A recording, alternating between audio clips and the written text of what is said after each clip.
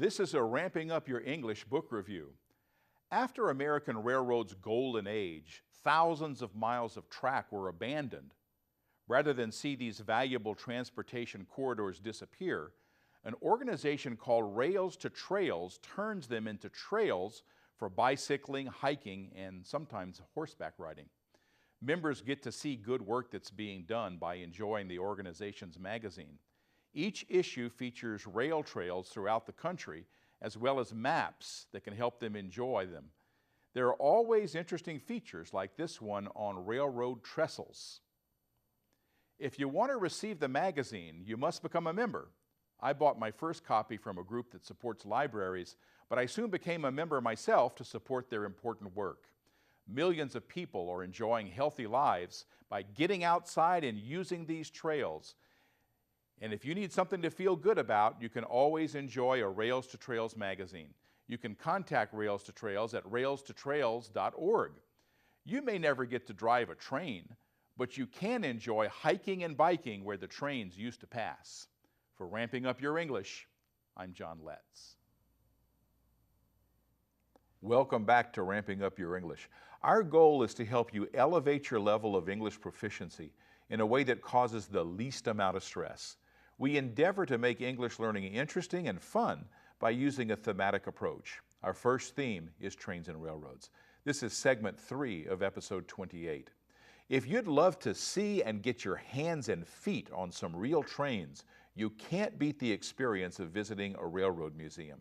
There are many such museums across the country, but one of the best in the world is the California State Railroad Museum in Sacramento, California.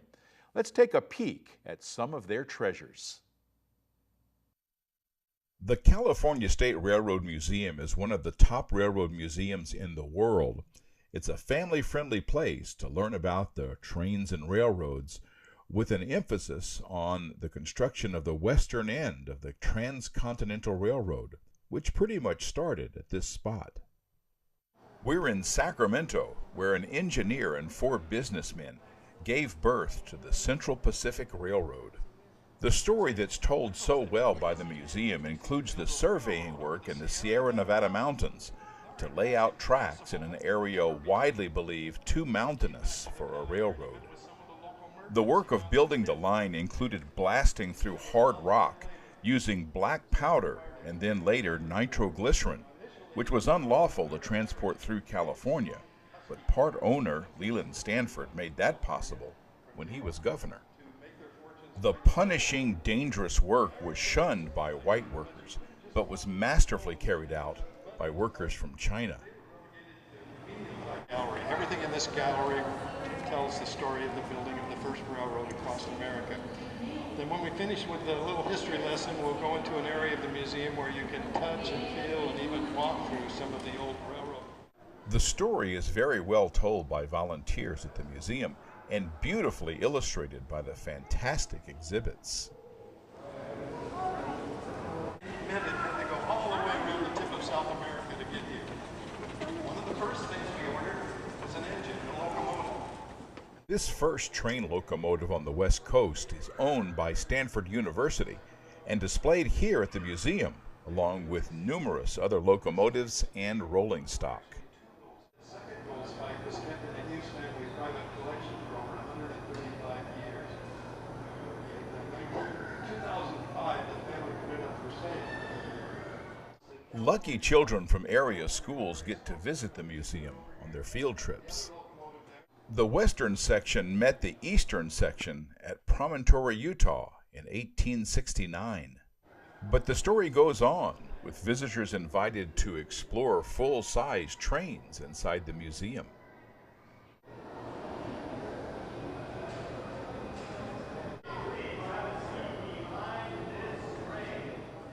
In the big exhibit hall, visitors found even more trains.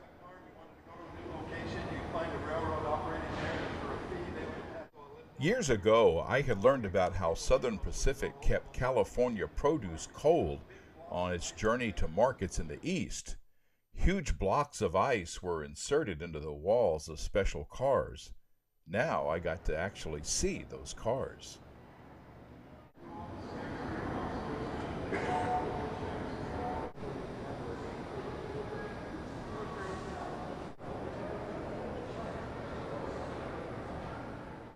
It's not all about the past here.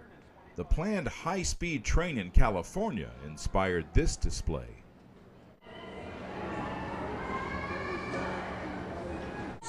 More comfortable, more welcoming.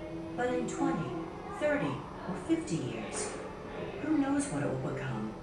The other modes of transport will waste no time. Who knows where it will take us? It is up to us, people in the railways, to invent its future. Southern Pacific Railroad invented its future when it pioneered the cab-forward design, so its train crews could go through its many tunnels and snowsheds without choking on the smoke. Steam engines like this giant had safety valves so the boiler wouldn't explode from too much pressure. I learned that the safety valves were sometimes bypassed when going up steep grades with a heavy load.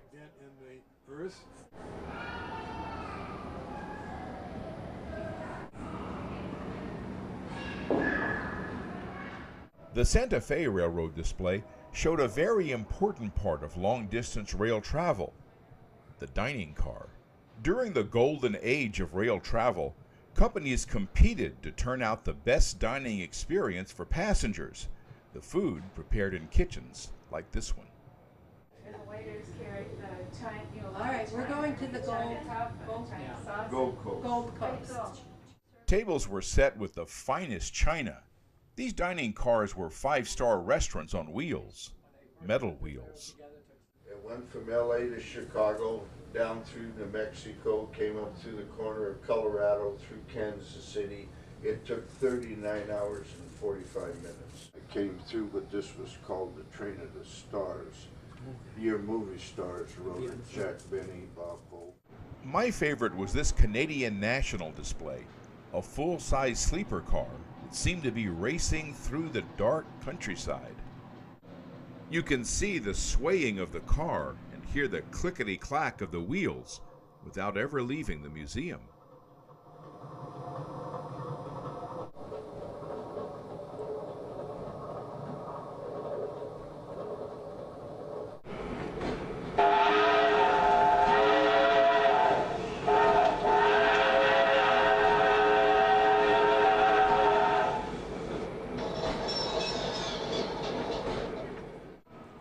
Future rail fans were here with their school groups. There's a lot here to recreate the past of railroading.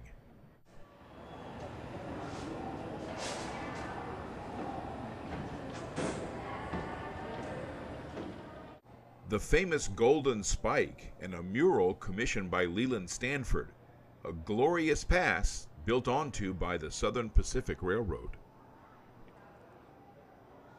In this same museum, I got to have a hands-on experience of the future. Museum goers get to be engineers of a high-speed train in the museum's simulator. I didn't have to wait long for my turn to sit down at the controls and show my stuff. I was taking all this seriously, learning how I could get this high-speed train in on time safely for all my virtual passengers. I had help learning the controls from one of the museum's many volunteers. Okay, and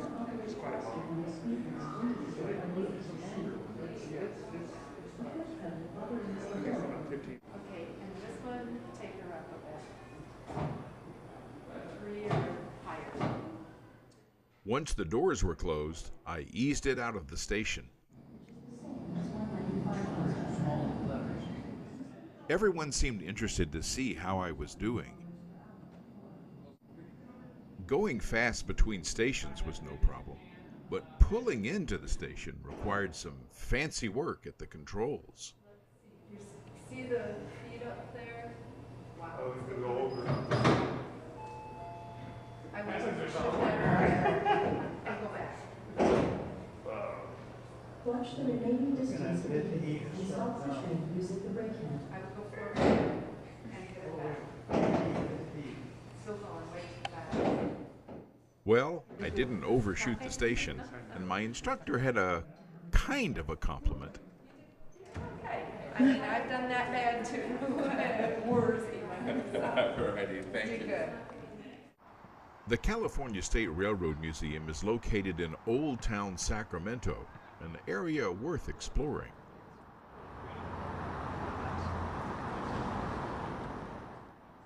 By now, my mind wasn't as much on the past, though, as on the future. I'm still learning this. I've got at least 5. I'm still learning this. I've got at least 5 times. Welcome back to Ramping Up Your English. I have good news for you. You've just earned a bonus video. Just go to letscreate.org and click on the episode 28 page. There you'll find a bonus video of Amtrak Southwest Chief. It features the 4 parts we've seen on our program, plus a bit of extra video. A little bit more footage there. At the same website, you can watch or download any of our Ramping Up Your English episodes. Go to archive.org/details/RogueTV. You can watch Ramping Up Your English on Channel 15 and others on the Ashland Home Network and on Channel 182 on Charter Cable in Southern Oregon.